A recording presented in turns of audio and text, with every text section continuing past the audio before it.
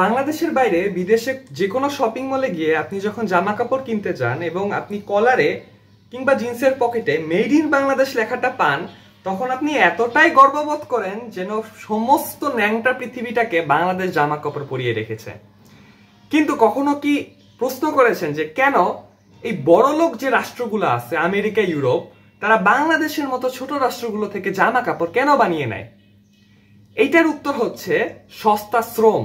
অর্থাৎ বাংলাদেশের মতো রাষ্ট্রগুলায় গরিবের শ্রমের মূল্য এতটাই কম যে পৃথিবীর অন্য কোনো জায়গায় আপনি এত সস্তায় কোনো কাজ করায় নিতে পারবেন না।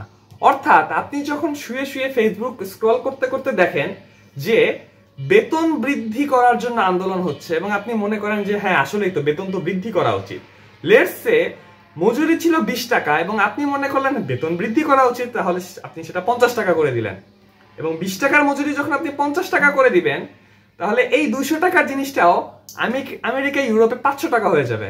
এবং যখন আমেরিকা ইউরোপে প্রোডাক্টগুলোর দাম বেড়ে যাবে, তখন সেখানকার যে বড় লোক যে কনজিউমাররা রয়েছে তারা এই জিনিস আর কিনবে না। অর্থাৎ বাংলাদেশের অর্থনীতির 80% ডিপেন্ড করে পোশাক শিল্পের উপর এবং এই পোশাক শিল্পটাই দাঁড়ায় আছে শ্রমিকদের শোষণের উপর নির্ভর করে।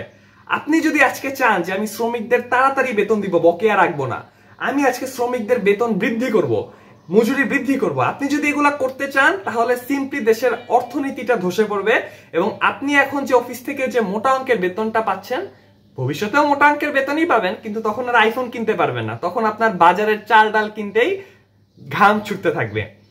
তাহলে প্রশ্ন হচ্ছে যে এই মে দিবসটা আসলে একটা আইরনিতে পরিণত হয়েছে, যে আসলে বাস্তবতাটাই হচ্ছে এরকম যে আজকে ধনিক যে বুর্জুয়া শ্রেণী রয়েছে তারা একটা মে দিবসের বন্ধ পেয়েছে এবং তারা সুন্দর বাসায় বসে আরাম করছে, টিভি দেখছে, মোবাইল চালাচ্ছে।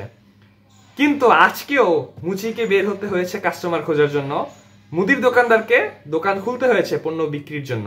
বরং আজকে রিক্সাওয়ালাদের জন্য কষ্ট হয়ে যাবে, আজকে স্কুল কলেজ চলবে না, তাদের আজকে বেতনের আয়টা কম হবে।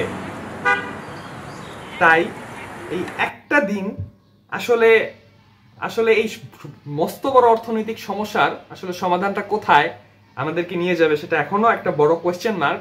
এবং এই একটা দিন মূলত আমরা আহা এবং উহু করি, গার্মেন্টসের নারী যে শ্রমিকরা রয়েছে তাদের প্রতি সম্মান জানানোর চেষ্টা করি, কিন্তু এই সম্মান জানানোটা আসলে আয়রনি। বরং আমাদের আসলে চিন্তায় বসা উচিত যে এই অর্থনৈতিক সমস্যাটা, আমি আমার শ্রমিকদের বেতন বৃদ্ধি করতে চাই, কিন্তু এটার তো এই কাপড়টার দাম তো বেড়ে যাবে, আমার অর্থনীতি তো ধস হবে। এই সমস্যাটার সমাধান কি? কমেন্টে জানান।